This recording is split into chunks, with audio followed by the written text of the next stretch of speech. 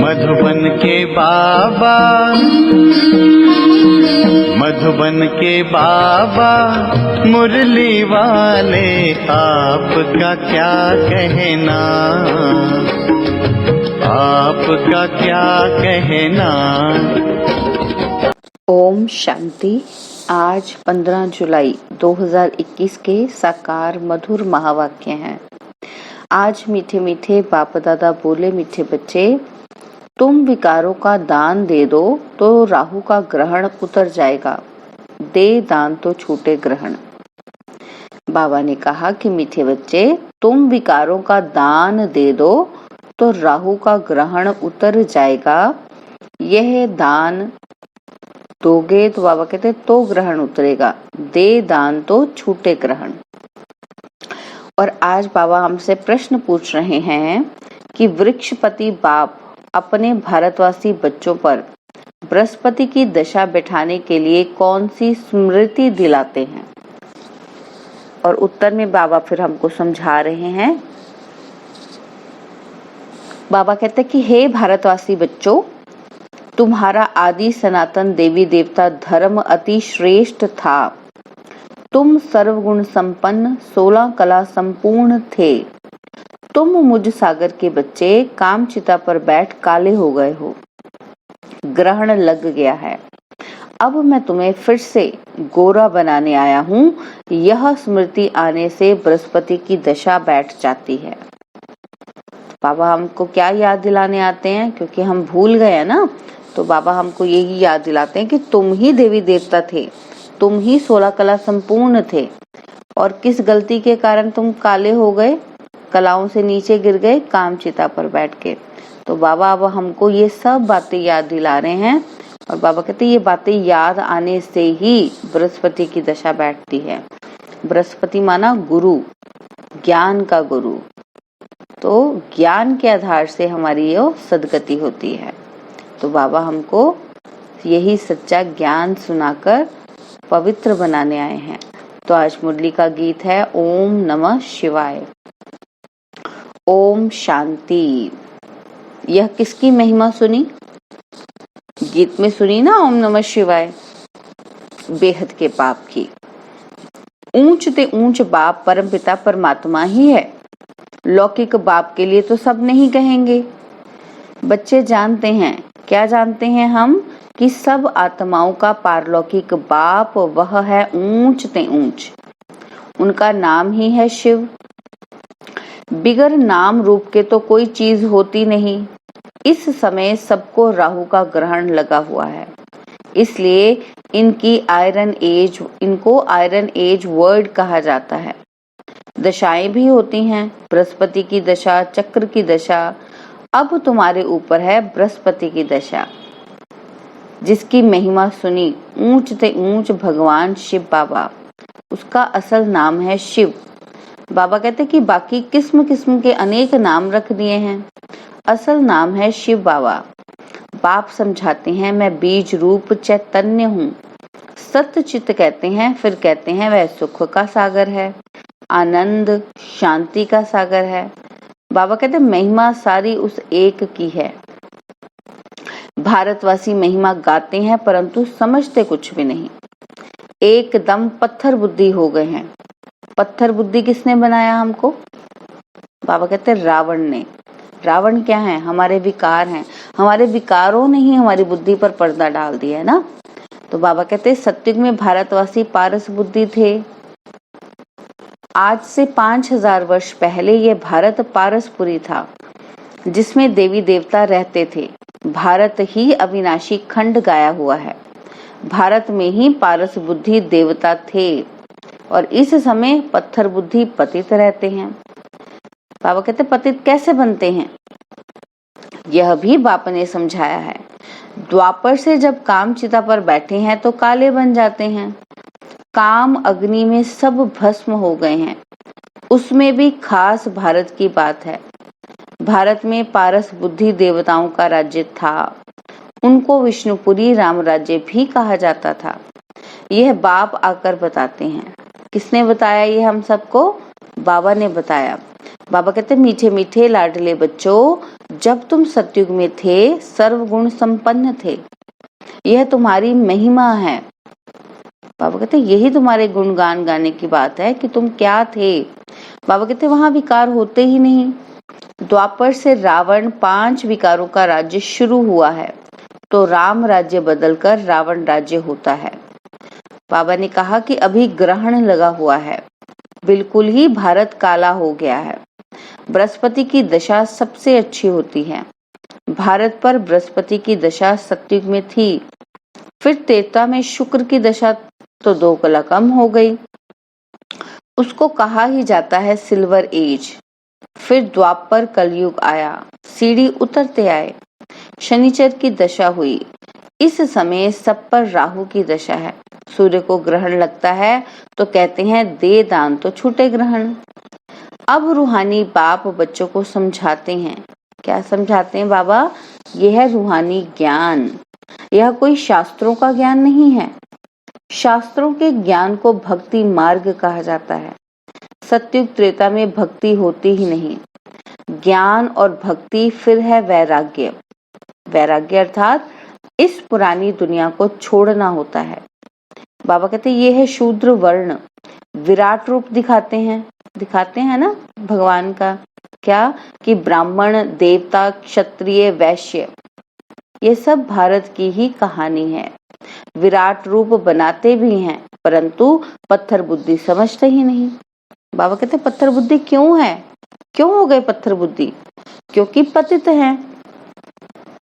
भारतवासी ही पारस बुद्धि थे, संपूर्ण निर्विकारी थे।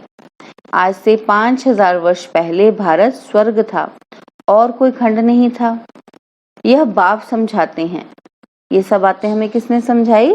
बाप ने, आत्माओं के बाप ने, परमात्मा शिव ने डायरेक्ट समझाई हैं। बाबा कहते ये राजयोग कौन सिखाते हैं? शिवाचार्य सिखाते हैं। यह है ज्ञान का सागर। कोई मनुष्य को ज्ञान का सागर, सर्व का पतित पावन नहीं कह सकते हैं। सर्व का लिबरेटर एक ही बाप है। बाप खुद ही आते हैं दुख में रावण से लिबरेट करने, फिर गाइड बन ले जाते हैं। उनको रूहानी पंडा कहा जाता है। बाप कहते हैं मैं तुम सर्व आत्माओं का पंडा हूँ, सबको वापस ले जाऊंगा। मेरे जैसा गाइड कोई होता ही नहीं। कहते भी हैं God father is liberator, guide, blissful, सबके ऊपर रहम करते हैं, क्योंकि सब सागर के बच्चे काम चिता पर बैठ जल मरे हैं। उसमें भी खास भारत की बात है। बाप कहते हैं कि तुम 16 कला संपूर्ण निर्विकारी थे। अब काम चिता पर बैठ तुम क्या बन गए हो? अब फिर बाप आए हैं। बृहस्पति बाप आकर मनुष्य मात्र पर बृहस्पति की दशा बैठाते हैं। खास भारत आम विश्व पर इस समय राहु का ग्रहण लगा हुआ है। बाप कहते हैं मैं ही आकर भारत की खास दुनिया की आम गति सदगति करता हूँ। तुम यहाँ आए ही हो पारस बुद्धि बनने। मोस्ट बिलवड बाप हुआ सब आशिकों का माशूक एक ही है। बाबा कहते हैं सब नेशन में लिंग जरूर बनाते हैं, क्योंकि सबका बाप है ना। शिव के मंदिर भारत में बहुत हैं, जिसको शिवालय कहते हैं, यानी कि रहने का स्थान। बाबा ने कहा कि सतयुग में है ही देवी देवता धर्म के मनुष्य, परंतु वह धर्म कब था, उनका राज्य कब था, यह पता नहीं। सतयुग की आयु लंबी लिख दी है। बाप बैठ समझाते हैं। क्या समझा रहे हैं बाबा हमें? कि तुम्हारे ऊपर अब बृहस्पति की दशा बैठ रही है 21 जन्मों के लिए। बृहस्पति है ज्ञान का सागर, पतित पावन, जिसको सब पुकारते हैं। तुम माता पिता हम बालक तेरे, सब उनकी महिमा करते हैं। बरोबर सतयुग त्रेता में सुख घनेरे थे, जबकि बाप हेवनली गॉड फादर है, स्वर्ग का रचयिता है, तो जरूर हम भी स्वर्ग में होने चाहिए। बाप समझाते हैं तुम सब स्वर्गवासी थे, अब नरकवासी बने हो। भारत का ही आदि सनातन देवी देवता धर्म है। जैसे क्रिश्चियन धर्म के हैं, वह क्रिश्चियन धर्म के ही चले आते हैं। बाप कहते हैं तुम देवी देवता धर्म वाले अपने धर्म को क्यों भूल गए हो, जबकि तुम देवी देवता धर्म के थे। बाप स्मृति दिलाते हैं। क्या स्मृति दिलाते हैं? कि तुम्हारा सबसे श्रेष्ठ धर्म कर्म था, अभी तुम नीच पापी कंगाल बन गए हो, तुम ही हो देवताओं के पुजारी। फिर अपने को हिंदू क्यों कहलाते हो? बाबा कहते भारत का ये क्या हाल हो गया है, जो देवता धर्म के हैं वह विकारी बनने के कारण अपने को देवता कहलाते ही नहीं है। बाप कहते हैं अभी इस पतित दुनिया का अंत है, महाभारत लड़ाई भी खड़ी है।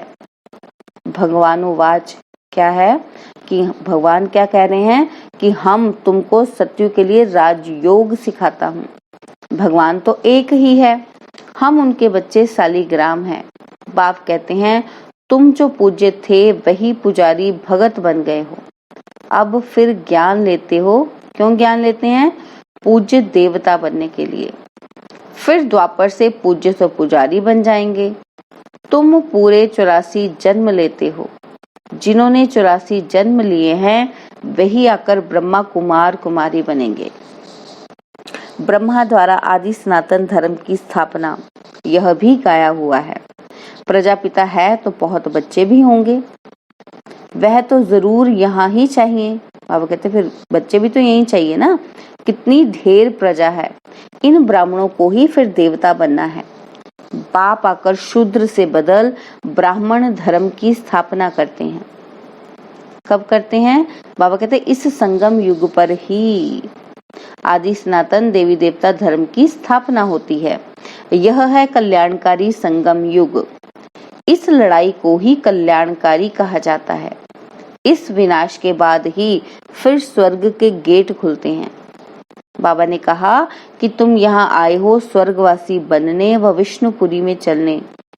तुम बच्चों पर अब अविनाशी बृहस्पति की दशा है।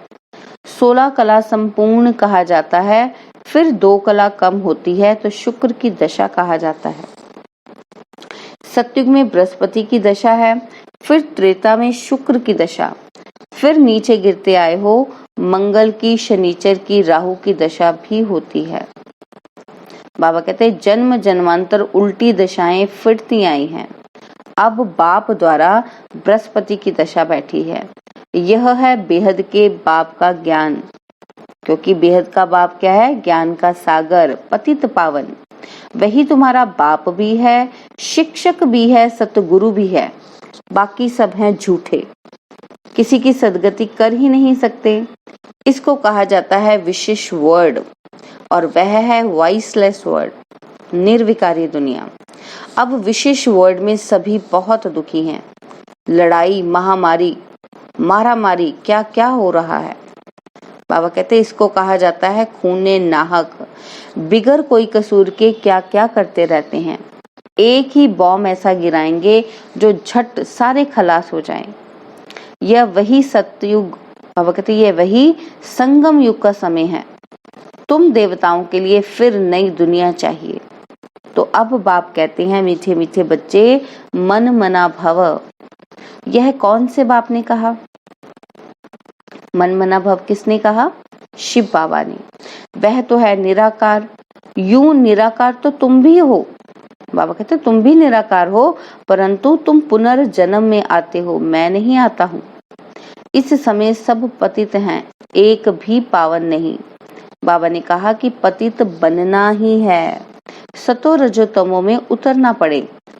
इस समय सारा झाड़ जड़ भूत अवस्था को पाया हुआ है।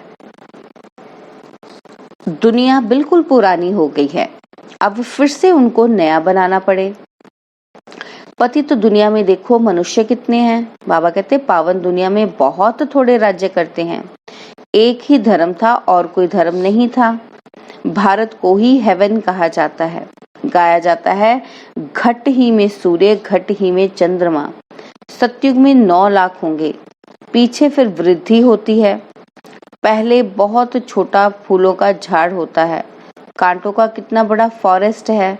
दिल्ली में मुगल गार्डन देखो कितना अच्छा है, उससे बड़ा कोई गार्डन नहीं। फॉरेस्ट देखो कितना बड़ा होता है। सतयुगी गार्डन भी बहुत छोटा है, फिर वृद्धि को पाते पाते बड़ा होता जाता है। अभी तो कांटों का जंगल हो गया है। रावण के आने से कांटे बन जाते हैं। यह है कांटों का जंगल। आपस में लड़ते हैं तो एक दो को मारते हैं।